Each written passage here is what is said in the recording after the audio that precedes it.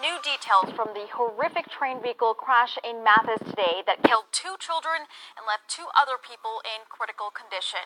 Officials with the Texas Department of Public Safety say the driver of the vehicle did not stop for the train, causing it to be struck. In tonight's top story, our Madeline Dart explains why troopers are now warning drivers. DPS troopers are now warning drivers to pay attention to signs in front of a railroad tracks, like the stop signs and the crossing bows, because if you don't, you could get hit and end up over there.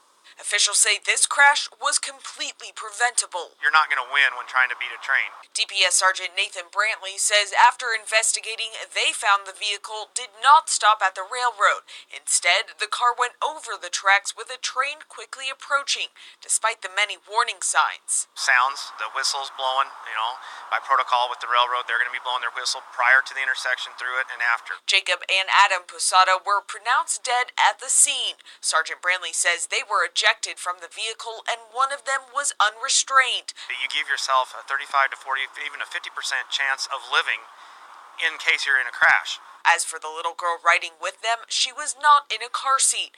Now Sergeant Brantley is warning others about basic car safety. That seatbelt is going to come across the breastbone and the shoulders particularly well to keep them inside that seat and not cause any injury to the neck or the head area. Ruben Barrientos says it's the intersection that may be to blame. I don't see no security bars that go down. I feel sorry for those people that got hurt and killed.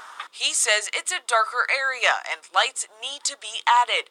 Rita Coggins agrees. She's seen countless accidents on this very road. Stop and look both ways before you take off over across the railroad track. Some people drive by like they're on a NASCAR raceway. Awful. Bad. Sad. Sergeant Brantley urges drivers to pay attention at all times, especially on roads where there isn't signage or lighting. If you come across a particular crossing like this where there's no arms that's going to physically maybe show you, hey, there's a train coming, you got to be able to listen outside and see what's going on. Union Pacific Railroads are still investigating this accident. Stay with 3 News for all.